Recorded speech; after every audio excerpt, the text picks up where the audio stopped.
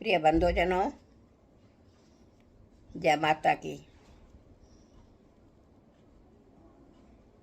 पुराणों में सर्ग, प्रतिसर्ग, वंश, मनवंतर और वंशानुचरित इन 5 का वर्णन मिलता है।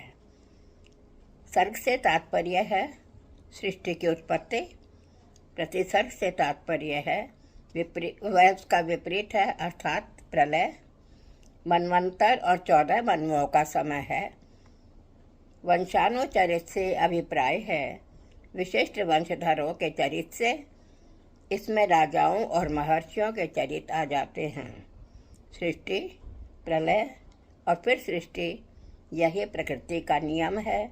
आइए आज हम भगवान विष्णु के 10 अवतारों में से प्रथम अवतार मत्स्य अवतार पर चर्चा करें। स्वागत है आपका। मत्स्य जयंती भगवान विष्णु के 10 अवतारों में से प्रथम अवतार है मत्स्य अवतार। अर्थात विष्णु ने मानव जाति के कल्याण के लिए और वेदों का उद्धार करने के लिए जो 10 अवतार पृथ्वी पर लिए हैं, उनमें से मत्स्य अवतार प्रथम है। पृथ्वी पर मत्स्य अवतार कैसे हुआ, इसकी सबसे प्राचीनतम प्रमाणित कथा शतपथ ब्राह्मण में मिलती है।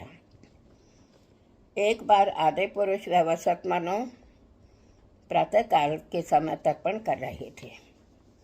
अर्घ्य देते समय उनकी अंजलि में एक मत्स्य आ गया। मत्स्य ने राजा मनु को सृष्टि संहार आगमन की सूचना से अवगत कराते समय आश्वासन दिया कि आपत्ति आने से पूर्व ही वह मनु को सुरक्षित रूप से उत्तरगिरि पर्वत पर पहुंचा देगा, जहां प्रलय के प्रभाव की कोई संभावना नहीं है। इसके साथ ही मत्स्य ने मनु से प्रार्थना की कि बड़ा होने पर तक मनु उसकी रक्षा करे। यह मत्स्य जब बड़ा हुआ तब मनु ने उसे महासागर में छोड़ दिया। पृथ्वी पर जल प्रलय होने पर समस्त प्राणी मात्र बह गए। एकाएक मनु द्वारा बनाया गया मत्स्य प्रकट हुआ और मनु द्वारा बचाया गया मत्स्य प्रकट हुआ और मनु को नौका में बैठाकर उसे उत्तरगिरि तक पहुंचा दिया। आगे चलकर मनु ने अपनी पत्नी ईड़ा के द्वारा मानव जाति का विस्तार किया। हरि अनंत हरि कथा अनंता।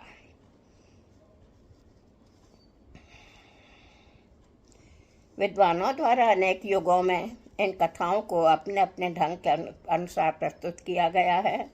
उपलब्ध मत्स्य पुराण के आधार पर यह कथा इस प्रकार दी गई है। प्राचीन काल में सूर्य का पुत्र मनु नामक राजा समस्त गुणों से युक्त था। उसमें मनुष्य, प्राणी, समस्त जीवों के प्रति दया की भावना थी। जहाँ वह दुखी प्राणियों के दुखों को दूर करने का हर संभव प्रयास करता था, वहीं दुष्टों और शत्रुओं के प्रति भी उसमें क्षमा भावना भी थी। वृद्धावस्था में राजपाट पुत्रों को सौंपकर उसने घोर तप किया। प्रसन्न होकर ब्रह्मा जी ने उसे साक्षात दर्शन दिए और वर दिया कि जब सृष्टि पर प्रलय काल आएगा तब वही जगत की रक्षा करेगा। समय बीतता गया।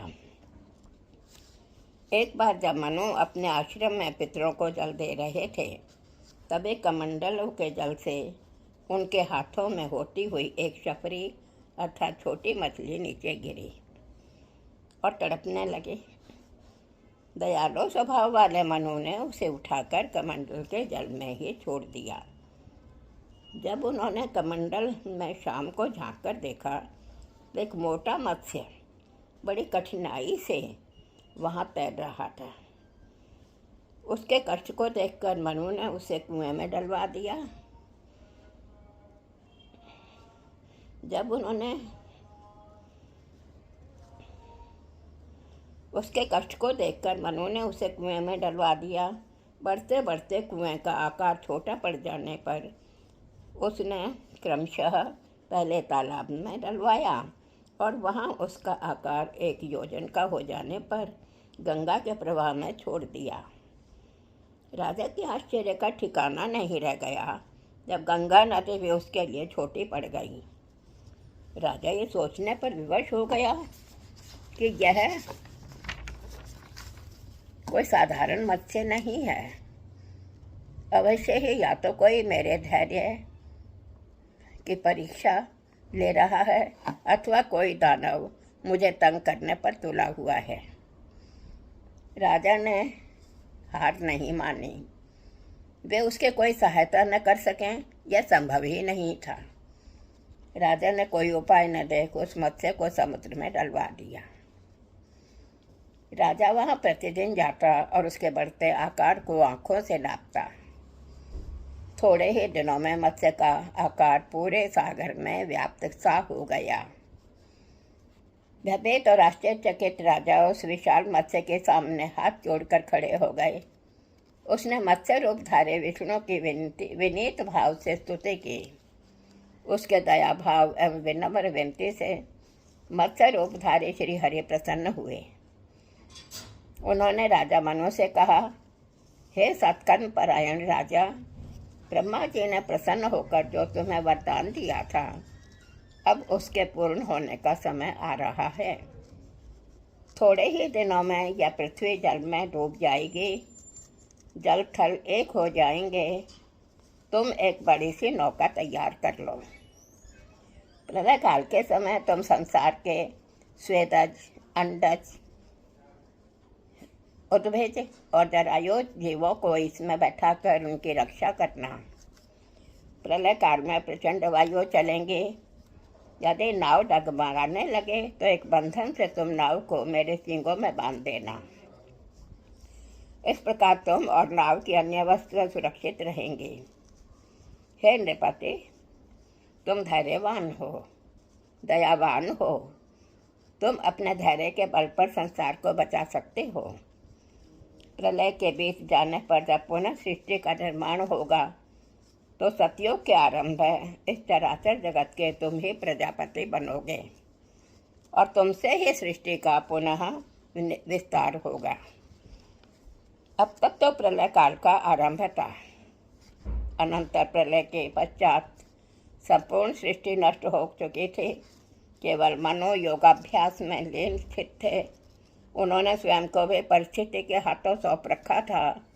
सहसा विष्णु भगवान सींग वाले मत्स्य का रूप धारण कर मनु के समीप आ गई। रस्सी के रूप में बहता हुआ एक शक्ति वहां आ पहुंचा। ब्रह्मा का वरदान और प्रभु मत्स्य का आदेश मनु को स्मरण हो आया। मत्स्य के कथनानुसार उन्होंने वेद, जीव और सब प्रकार के बीज एकत्र किए हुए थे। नाव भी बनाई गई थी। वे समग्र सामग्री के साथ नाव में जा बैठे।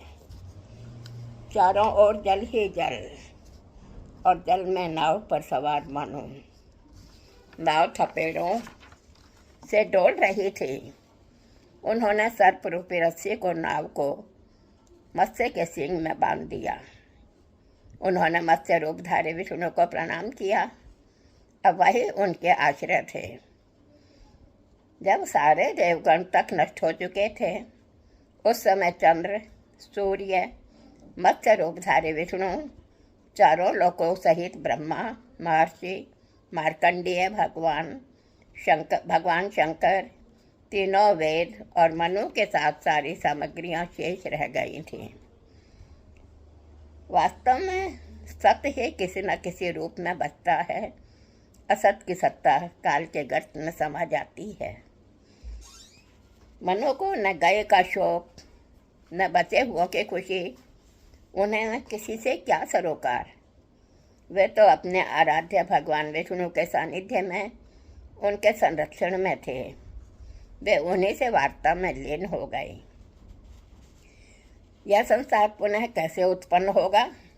फिर क्या स्थिर होकर पुनः बार बार विनाश को प्राप्त होता रहेगा? मनुष्य का वंश विस्तार आगे कैसे होगा? अब तक कितने मनवंतर बीत चुके हैं, कितने आगे होंगे? इन भुवनों का विस्तार कैसे होता है, और भी अनेक सांसारिक एवं असांस्कारिक बातें प्रश्न ही प्रश्न। मनु के समस्त प्रश्नों का समाधान होता चला गया। भगवान विष्णु के श्रीमुख से जिज्ञासु मनु और मत्स्य भगवान विष्णु की पावन वार्ता का फल है यह मत्स्य पुराण। संदर्भ ग्रंथ मत्स्य पुराण की कथाएं, लेखिका विमला कौशिक। जय माता के बंधुजनों,